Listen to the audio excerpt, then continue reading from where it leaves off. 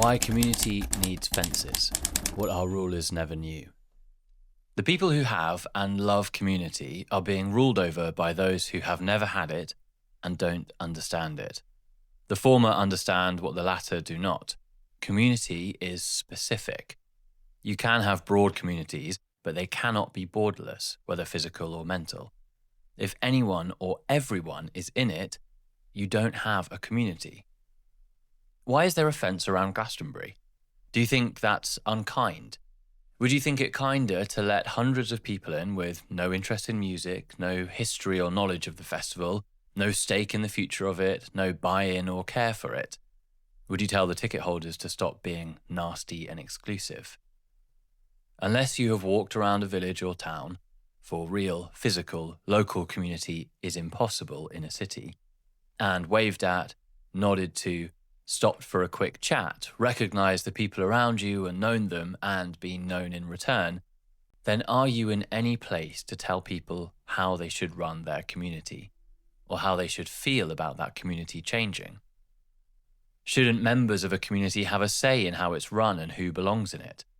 For decades, communities have been changed by forces beyond their members' control, by those who will never know what real community is and will not feel the consequences of the decisions they have imposed. But what might attendees of Glastonbury say in response? Perhaps they would say that anyone and everyone should be allowed in.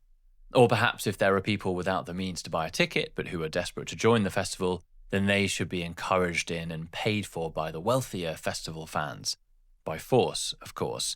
And if those fans don't want to pay, labelling them selfish or racist should do the trick. But certainly don't expect the festival goers who want anyone to be let in, pay for, or take ownership of their decisions. Surely it wouldn't surprise you to see Glastonbury change if the kind festival goers had their way. And perhaps over the years, some die-hard fans, especially the wealthier ones, might stop turning up altogether, disillusioned not just by the change to the festival they once loved, but tired of the expectation to pay and shut up. The logic of Glastonbury applies to a country, or it should, except we have spent the last few decades being gaslit into thinking that we as a country have no defined community. There is no such thing as British culture, I'm sure you've heard people say, apart from ex-colonial, racist, and any other negative generalization, for nothing positive can be mentioned. If you cannot define your community, then you don't have one. The everyone community is an oxymoron. And just like our hypothetical Glasto example, if you've spent the last few years diluting or destroying any sense of nationwide community, then why should people contribute to something so broad it has lost all meaning?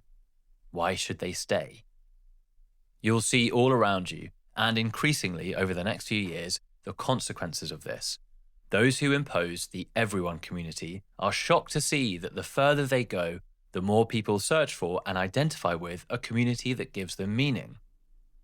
In this sense, it leads to the very thing they hoped to destroy, a sense of patriotism and, inevitably, nationalism. They will never understand it because they never had it. Rulers with no community imposed everyone community and are shocked when people push back with community. You see, the problem is not just that our rulers are unaffected by the issues of everyone community, but that, even if they were, they cannot grasp what has been lost because they've never had it.